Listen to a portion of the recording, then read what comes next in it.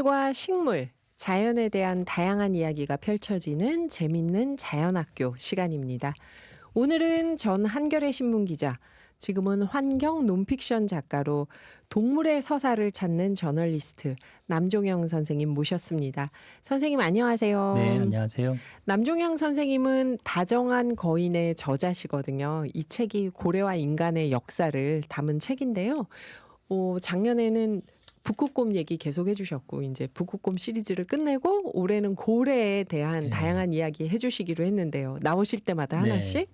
오늘은 어떤 이야기가 있을까요? 제가 오면서 생각을 하다가 이렇게 재밌는 이야기를 아직 하지 않았다 늦게 기대가 됩니다. 깨달았는데요. 52헤르츠 고래라는 고래가 있어요. 52헤르츠 고래요. 예, 주파수 52헤르츠 고래인데 세상에서 가장 외로운 고래라고 이야기를 하는데 네. 1989년이었어요. 그 미국 시애틀 연안의 휘드비 해군 기지라는 곳에서 그 수중 음향을 계속 듣는 그 해군 군원이 있었거든요. 네네. 왜냐하면 이 수중 음향을 계속 들어야 이 소련의 잠수함이 어디에 있는지 알 수 있는 거예요. 그때만 해도 이제 미소 냉전식이었으니까. 근데 이제 1989년 그러니까 거의 후반기로 가서 이제 냉전이 거의 사라지고 있을 즈음이어서 조용해지기 시작했죠. 바닷속이. 네네. 그런데 52헤르츠 주파수를 가진 소리가 나기 시작한 거예요. 아하. 그래서 이게 고래 소리인가 했더니 보통 그 들리는 대왕고래 같은 경우에는 한 15에서 20헤르츠에서 네. 잡히거든요. 그런데 이상하게 52헤르츠에서 계속 잡히고 있었던 거죠. 그래서 이 52헤르츠를 계속 추적해서 듣고 있었어요. 이분이. 근데 1년간 2년간 보니까 여름에는 저 알래스카 앞바다에서 이 소리가 들리다가 네. 이제 겨울에 오면은 이 태평양 중부에서 들리는 거죠. 그래서 참 이상하다. 왜냐 이 52헤르츠는 다른 고래에서 나는 주파수가 아니거든요. 네. 그런데 여름에는 알래스카에서 들리고 겨울에는 태평양 중부에서 걸린다면 대왕고래의 그 이동 경로랑 조금 비슷해요. 그래서 이게 뭘까라고 하면서 거의 15년 뒤에 2004년에 우주올 해양학 연구소 빌 왓킨슨하고 같이 해서 네. 그 학술지에 이 51헤르츠 고래를 처음으로 공개를 합니다. 근데 그 문장이 그 논문에 나온 문장이 아주 인상적인데 우리는 이것이 어떤 종인지 모른다. 두 고래의 잡종인지 비정상적 기관을 가진 고래인지도 분명치 않다. 그렇죠. 이 드넓은 바다에서 딱 한 마리만 이 소리를 낸다는 사실을 사람들이 어떻게 받아들일지 모르겠다라고 쓴 거예요. 한 마리인가요? 그렇죠. 왜냐하면 52헤르츠라는 주파수를 쓰는 다른 고래는 없으니까요. 그러니까 그 고래 종이 더 있는 건 아니고요. 그럴 가능성도 제시가 됐죠. 이 세상에 마지막으로 남은 단 한 마리의 고래가 아닐까. 그러면 네. 이 52헤르츠로 주파수를 보내도 네, 답이 아무도 없는 거잖아요. 그렇죠. 어머나. 그래서 어머나. 세상에서 가장 외로운 고래다. 고래라고 하는 거죠. 나는 계속 말해도 누군가는 답하지 답이 않는. 없는. 그래서 이 포경 시대 때 다 동료와 가족이 죽고 세상에 남은 단 한 마리의 고래가 아닐까라는 이제 추측이 쏟아졌죠. 네네. 이게 이제 51헤르츠 고래가 이 학술지에 나오고 나서 뉴욕 타임즈에 세상에서 가장 애로운 고래라는 제목으로 실렸어요. 네. 그러니까 이게 아주 파장을 일으켰죠. 이 52헤르츠 고래에게 편지를 쓰는 아이들도 있었고, 그러면서 아주 이 낭만적인 고래가 됐고요. 심지어 이제 방탄소년단이 이 51헤르츠 고래에 대한 노래도 만들기도 했었어요. 네. 52헤르츠 고래가 지금도 살아있는 건가요? 네, 그때 그렇습니다. 발견되고 아직도 그래서 있나요? 그 소리가 계속 들리는데 네. 2021년에 조슈아 제먼이라는 그 환경 다큐멘터리 감독이 있어요. 예. 그래서 이분이 그 킥스타터에서 모금을 받아가지고 이 52헤르츠 고래를 직접 찾아보겠다라고 해서 과학자들과 함께 이 52헤르츠 고래를 찾아서 떠나죠. 그래서 어떻게 됐나요? 그 다큐멘터리에서 공개된 것으로는 네. 아마도 단 한 마리 남은 고래는 아니었고 대왕고래와 참고래의 혼종일 것 같다라는 결론을 내리고 끝났어요. 네. 그러니까 혼종이다 보니까 새로운 종이 그러니까 잡종이다 보니까 헤르츠 주파수가 달라진 거죠. 네. 이거 신기하네요. 그러면 52Hz 주파수에 맞는 고 혼종인 고래들이 또 있었던 거네요. 그렇죠? 그 한 마리가 그렇게 오래 살진 않았을 거 아니에요. 그러니까 이제 참고래라는 종이 있고 네. 대왕고래라는 종이 있는데 있고. 그 종 간에 번식을 한 거죠. 그래서 52Hz를 아마 그 발신하는 고래는 이 한 마리였을 수도 있고 아니면 그 전에 그런 서로 다른 종끼리 혼종이 더 번식을 해서 더 있었을 있었을 수도 있고. 있긴 하지만 현재까지로는 한 한 마리인 마리예요. 것으로 추정이 되죠. 그러면 이건 문학이나 많은 데서 굉장히 많이 앞으로 인용이 될 것 네, 같아요. 지금까지도 많이 인용이 52Hz 됐습니다. 고래.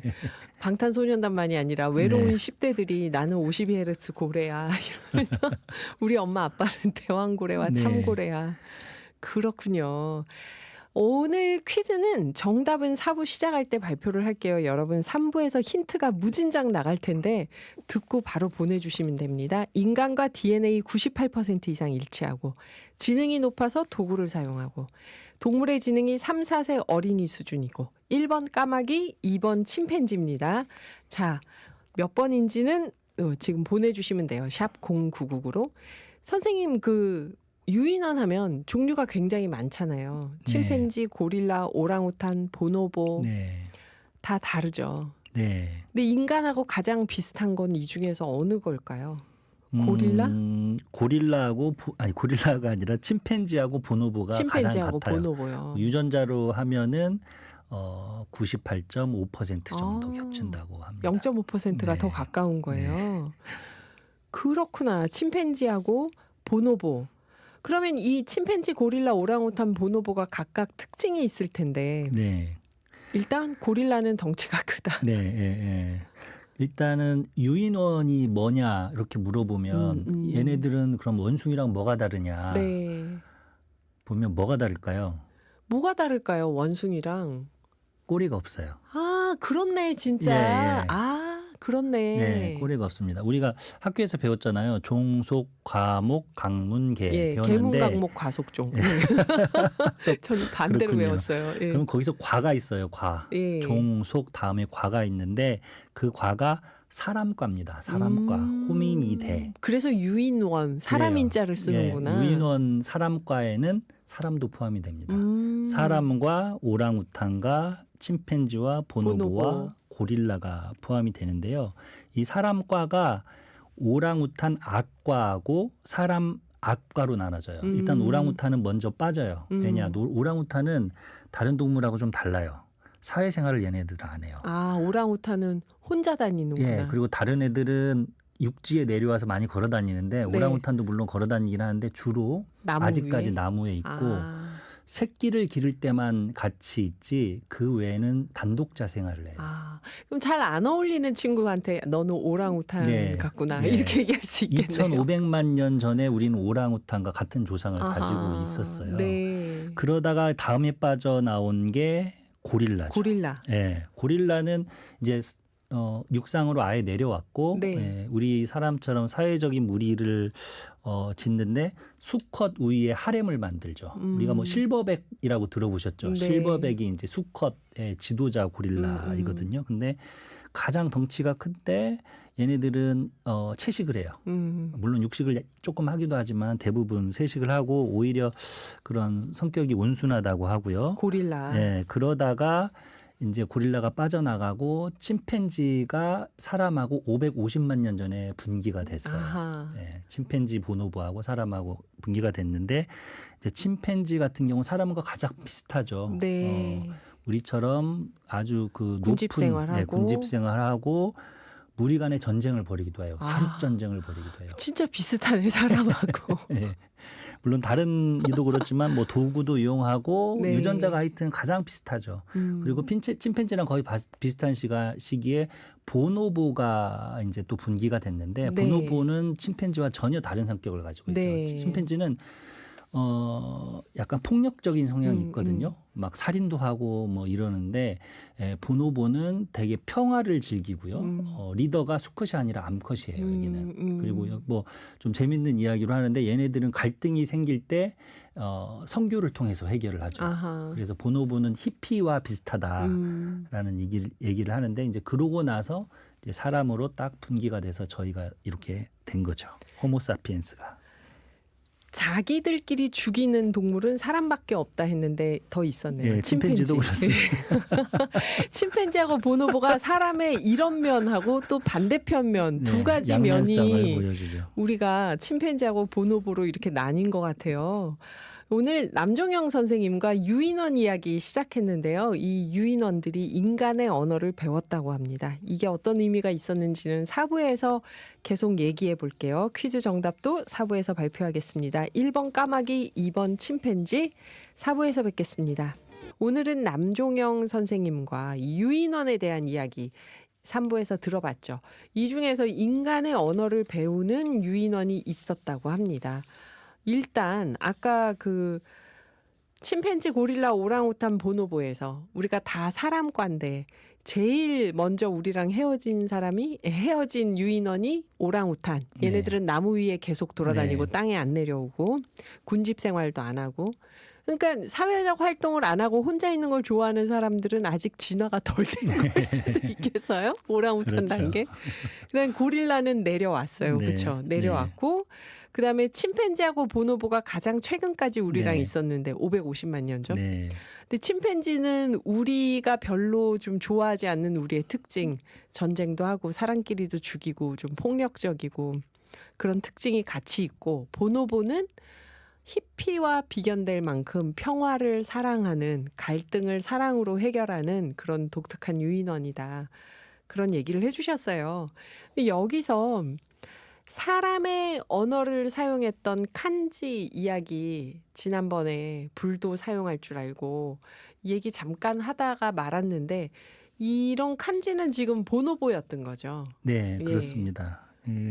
1980년에 그 미국 여키스 영장류 연구센터라고 실험동물 센터가 있거든요. 거기서 태어나서 쭉 살다가 2004년에는 뭐 그 유인원 보호구역에서 살면서 사람으로부터 계속 보살핌을 받았어요. 과학자로부터 보살핌을 받았는데 다른 말하는 유인원들 같은 경우는 보통 수화를 썼는데 이 친구는 렉시그램이라고 일종의 그 상형 문자를 박은 키보드를 썼어요. 그래서 키보드를 누르면서 사람하고 소통을 했죠. 그래서 총 한 3,000개 정도의 영어 단어를 습득을 했다고 합니다. 칸지가요. 네. 그래서 뭐 거기는 이제 보호구역이어가지고 숲도 있었는데 숲에서 돌을 쪼개가지고 도구로 만들 줄도 알고 또 라이터로 이렇게 불 켜는 거를 보고 심지어 자기가 그걸 모방해서 라이터로 불을 켜서 마시멜로를 구워 먹기도 하고 심지어 그 게임 마인크래프트를 익혀가지고 잘하기도 했답니다.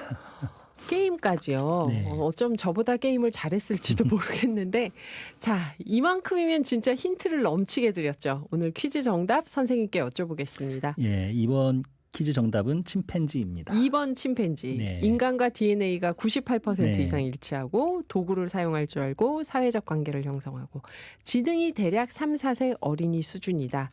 2번 침팬지가 정답이었는데요. 그러면 제가 궁금한 건 우리도 외국어 배우기 힘들잖아요. 근데 심지어 침팬지나 보노보 같은 유인원에게 인간의 언어를 가르치는 실험을 왜 한 걸까요? 1960년대, 70년대에 이 실험이 이제 아주 유행을 했어요. 근데 그때 주로 실험을 했던 사람들이 동물학자들이 아니라 인류학자들이 실험을 했습니다. 인류학자들의 질문이 뭐였냐면 인간의 언어의 기원이 도대체 무엇인가? 우리 어쩌다가 언어를 사용하게 됐냐라고 하면서 가장 비슷한 유인원을 보게 된 거죠. 근데 두 가지 의견이 있었는데 인간은 언어 능력을 본능적으로 가지고 태어난다. 이게 니엄 촘스키가 이런 보통 입장을 했었고 다른 한편의 주장은 아니다. 문화적으로 교육받고 습득해 나가는 것이다라고 해서 그럼 유인원한테 교육을 시켜보자. 그럼 얘네들이 사람한테 문화적으로 교육을 받으면 언어를 할 거 아니냐라고 아하. 생각을 했던 거죠. 네. 근데 그렇게 문화적으로 언어를 가르치려면 인간 문화에서 살아야 돼요. 이를테면 지금으로 치면 영어 몰입식 교육을 해야 되는 거죠. 그러니까 예. 환경이 언어를 예, 사용할 예, 수 있는 예, 환경이 예. 돼야 예, 된다. 어학연수 가서 뭐 외국 사람 집에서 살면서 배우는 것처럼 그렇죠. 기숙사에서 혼자 네. 전기밥솥으로 밥 해먹고 이러면 안 그러면 늘죠. 안 되니까 침팬지나 유인원 새끼를 데려와요. 새끼. 아, 몇 달밖에 네. 안 되는 새끼를 그냥 가정집으로 데려와서 아. 일반 가정집으로 데려오거나 과학자의 가정집으로 데려와서 기저귀 채우고 텔레비전 보고 잡지 보고 숟가락으로 밥 먹으면서 똑같이 사람처럼 키웁니다. 원어민 하숙을 하는 거네요. 예, 그래서 어허. 그런 실험들이 많이 이루어졌고 유명한 침팬지들 유인원들이 다 여기서 나와요. 뭐 침팬지 워쇼, 뭐 님 침스키, 루시, 고릴라 코코. 네네. 코코 같은 경우는 아마 로빈 윌리엄스랑 뭐 친구에서 유명했었고 네. 보노보 아까 말했던 칸지, 오랑우탄 찬텍 뭐 이런 말하는 유인원들이 이렇게 사람과 함께 산 유인원들이죠. 그리고 실제적으로 그렇게 수화를 가르쳤더니 수화를 수백 개, 수천 개씩 잘해서 아. 사람들이랑 의사소통을 무리 없이 했습니다. 아. 그리고 심지어 이제 구문 능력도 관찰됐어요. 이를테면 수박을 처음 봤어요. 그래서 수박을 먹었어요. 그러면은 수박이라는 단어를 수화로 안 가르쳐 줬지만 사탕이라는 수화를 하고 음료수라는 수화를 합니다. 아하, 달콤한 예, 액체성에, 수분이 왔다. 뭐 그런 식으로 해가지고 초기에 어떤 조합 능력 이런 것까지 관찰이 돼서 네. 언어 능력이 있다라는 게 밝혀졌죠. 근데 저는 이걸로는 인간의 언어 기원을 말하기 어렵다고 생각하는 게 네. 우리가 알고 있는 언어를 적절하게 학습을 한 거잖아요. 근데 네. 애초에 언어가 없는 과정에서 우리가 어떻게 언어를 만들었을까는 이런 실험으로 답을 할 수 없었을 것 같아요. 네, 여튼 그 당시에 인류학자들은 그렇게 해서라도 어떤 실마리를 찾아보려고. 잡고자 했었던 것 같아요. 그렇구나. 그러면 뭐 다 침팬지, 보노보, 고릴라, 오랑우탄 모두가 다 언어를 할 수 있었던 건가요? 네, 와. 유인원들은 다 가르치는 대로 몰입식 교육을 하니까 수화를 할 수 있었습니다. 그리고 보노보 칸지는 수화가 아니라 이제 키보드로 아하. 소통을 했고요. 아, 그랬구나.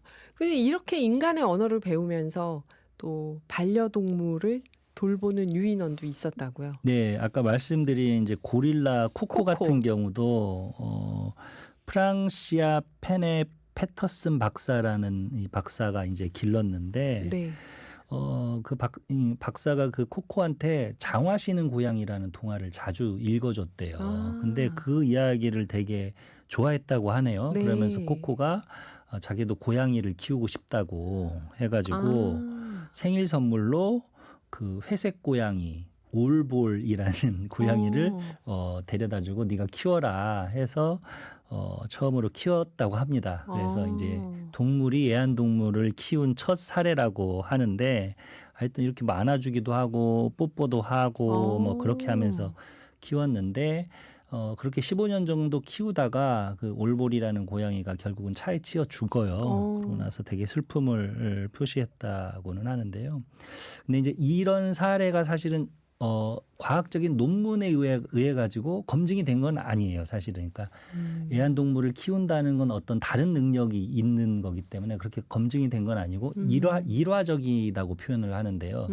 일화적으로 관찰을 해서 이런 능력이 있는 것 있었다. 같다. 예, 그래서 언론이나 뭐 이런 데서는 나왔지만 이 과학자의 어떤 정밀한 어떤 정확한 관찰로서 증명이 된 건 아니지만 약간 과장도 있었을 것 같기는 해요. 여튼 고릴라 코코가 일반적으로 반려동물을 키웠다라고 보통 얘기가 되죠. 아, 그래요. 그런데 자기보다 작은 동물을 네. 이렇게 다치게 하거나 죽이지 않고 네. 사랑스러워하는 것만 봐도 우리는 신기했을 것 같아요. 예, 근데 종이 사실은 다른데. 그런 것들이 야생동물에서 많이 관찰이 돼요. 많이 관찰돼요? 예, 다른 종을 심지어 입양하기도 하니까요. 아, 야생동물이요? 예, 이를테면 북극에 사는 흰고래는 일각고래 그 앞에 뿌리 달린 고래 있잖아요. 네, 유니콘처럼 네, 그런 네. 고래를 입양해요. 자기 무리로. 어. 일각고래가 길을 잃었다. 혼자 새끼가 헤매고 있다. 그러면 그냥 끼워줘서 같이 무리로 키워요. 들어오게 해서. 예. 그래서 충분히 이게 이제 반려동물을 키운다는 건 다른 종 간에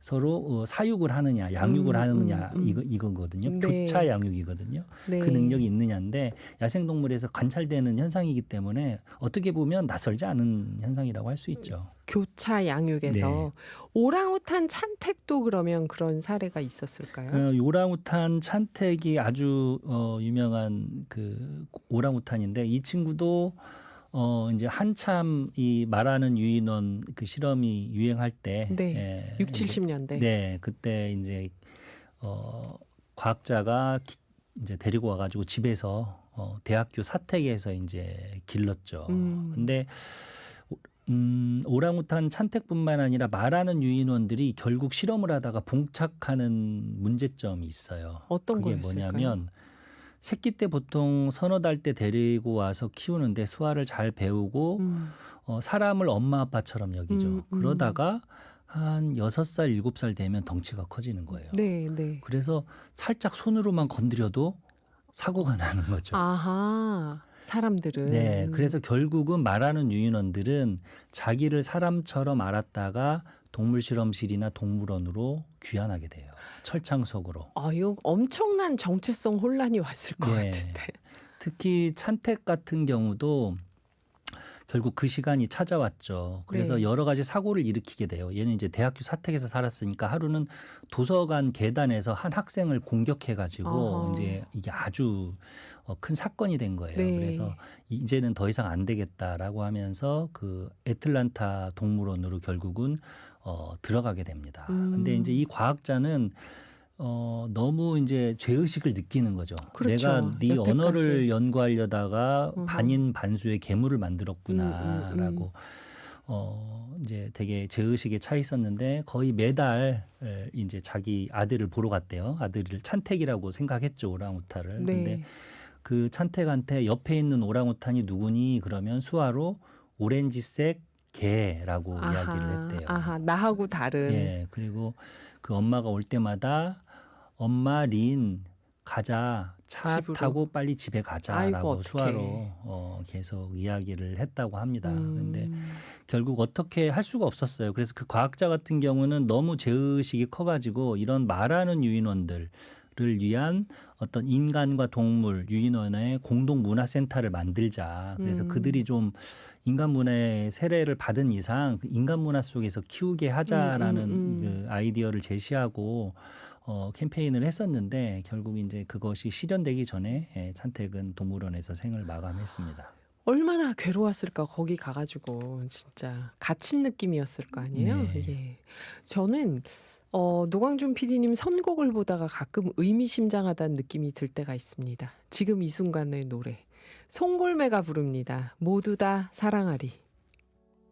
이 사람의 언어를 배웠다가 체격이 커지면서 동물원으로 갔는데 다시 사람 사회로 복귀하지 못한 오랑우탄 얘기 들으면서 모두 다 사랑하리 음악을 들으니까 왠지 뭉클한데요. 그 유인원 말고 다른 동물한테도 인간의 언어를 막 가르치려고 한 사례가 있죠, 선생님. 네, 가장 오래된 사례 중에 하나가 돌고래한테 가르치는 경우가 있어요. 돌고래. 네. 존 릴리라는 유명한 미국의 신경생리학자가 있었는데 미 국립항공우주국 나사의 지원을 받아서 네. 돌고래한테 영어를 가르쳤습니다. 근데 여기서 포인트는 왜 돌고래한테 언어를 가르치는데 나사 그 우주를 연구하는 나사의 지원을 받았을까? 그러네요. 재밌잖아요. 그 이유가 뭐냐면은 나사가 당시에 뭐 보이저 호도 쏘고 막 그럴 때인데 언젠가 우리가 외계인을 만날 것이다. 그러면 외계인을 만났을 때 우리가 소통을 해야 되는데 도대체 이 낯선 생명체의 외계인과 어떻게 소통을 해야 될까? 그 어떤 시범 프로젝트가 한번 있었어야 되는 거예요. 그래서 나사가 돈을 지원해서 돌고래는 바다에 있는 가장 높은 수준의 지적 생명체이니까 네. 돌고래와 한번 의사소통을 해보자라고 해서 돌고래한테 영어를 가르쳤습니다. 카리브에 있는 하나 작은 섬에다가 돌핀 하우스라고 이렇게 기존의 집을 개조를 했어요. 그래서 네. 그 집은 풀장으로 이루어진 집이에요. 그래서 사람도 그 풀장에서 살고 돌고래도 풀장에서 살면서 돌고래한테 몰입식 교육을 또 시킨 거죠. 아, 몰입식. 근데 문제가 있었어요. 왜냐? 돌고래는 인간과 같은 구조의 성대가 없거든요. 아하, 그렇죠. 근데 A, B, 그렇죠. C, D 가르쳐봤자 뭐 또 좀 그렇죠. 비슷하게 소리를 내는데 A, B, C를 할 수가 없는 거예요. 그래서 지금 기준에서 보면 아주 무모한 실험이었다고 할 수가 있죠. 그래서 결국은 그렇게 흉내만 냈을 뿐이지 결국은 돌고래가 영어를 따라하지는 못했습니다. 그렇다고 뭐 이 손도 짧으니까 수화를 할 수도 없잖아요. 그렇죠. 돌고래가. 유인원처럼 수화할 수도 없고. 네. 그래서 결국은 그 실험은 비극적으로 끝나고 동물 학대로 나중에는 비판을 받았습니다. 그래요. 그게 그러니까 외국어를 무리하게 가르치는 것도 아동 학대일 수 있어요. 이런 얘기 듣다 생각해 보면은 그렇습니다. 예. 또 하나는 앵무새. 네. 앵무새는 우리 말을 곧잘 따라하잖아요. 저 앵무새가 제 말 따라하는 거 봤는데 네. 그거 하나밖에 못 따라하더라고요. 이게 네. 그래서 말을 할 줄 아는 건가? 그래서 아닌가? 앵무새는 과연 그냥 따라하는 것까, 그러니까 네. 의미 없는 모방일까, 아니면은 뜻을 알고 따라할까. 진짜 궁금해요. 네, 아이린 페퍼버그라는 학자가 네. 자기 이 앵무새를 기르고 있었어요. 알렉스라는 이름의 앵무새였는데, 그럼 얘한테 얘가 잘 따라하는데 직접 한번 언어를 가르쳐 보자라는 네. 아이디어를 낸 거죠. 어떻게 가르쳤냐면은 이거는 사람 말 가르치듯이 가르칠 수가 없으니까 2명의 트레이너를 고용을 했어요. 네. 그래서 철수하고 영희가 이 물건은 뭐야? 그 물건은 뭐구나?라고 하면서 2명의 트레이너가 이야기를 하는 걸 관찰하게 한 거죠. 그거 애니메이션이나 영상으로 외국어 배울 때 그렇게 쓰는 방법이잖아요. 그런 거죠. 말하자면 이게 열쇠야. 그러면 그게 열쇠구나. 열쇠구나. 그러면 앵무새가 열쇠라고 저기 배우는 거죠. 네. 실제로 그렇게 해가지고 알렉스가 언어를 했습니다. 그래서 페퍼버그랑 의사소통이 가능했고 네. 과학적인 논문으로도 증명이 나왔습니다. 그리고 그 알렉스의 또 특이한 능력은 범주화도 시킬 수 있었어요. 이를테면 열쇠라는 단어를 알게 되면 파란 열쇠도 빨간 열쇠도 열쇠처럼 열쇠라고. 생긴 모양은 다 열쇠라고 할 수가 있었죠. 근데 지금 말씀 듣다가 나사에서 외계인과 어떻게 소통할지 걱정하고 인류학자들이 우리의 언어는 어떻게 만들어졌는가 해서 이런 실험한 얘기를 들으니까 최근에 AI나 안드로이드와 비교하면 너무 낭만적이고 아름다운 실험이었다는 생각이 드는데요. 다른 동물에게 인간의 언어를 가르친 사례가 있었다. 근데 유인원이나 다른 동물들이나 이렇게 인간의 언어를 배우는 게 아까 오랑우탄, 침팬지 사례처럼 행복한 결말이 아니었잖아요. 동물 학대일 네. 수도 있고. 그러면 최근에는 이런 언어를 서로 어떻게 배울 것인가에 대한 연구는 이제 더 진행이 안 되는 건가요? 예, 그러니까 이제 말하는 유인원은 더 이상 나오지 않고 있어요. 그건 일종의 이제 동물 학대적인 요소가 네, 있기 때문에 네. 이제 최근 들어서는 유인원 그들 자체의 언어를 연구를 합니다. 예, 우리가 그래서 유인원의 언어를 예, 배우는. 침팬지는 침팬지들끼리 어떤 언어로 어떻게 의사소통을 할까라고 네. 하면서 옆에서 관찰을 하면서 그들의 사전을 만들고 있어요.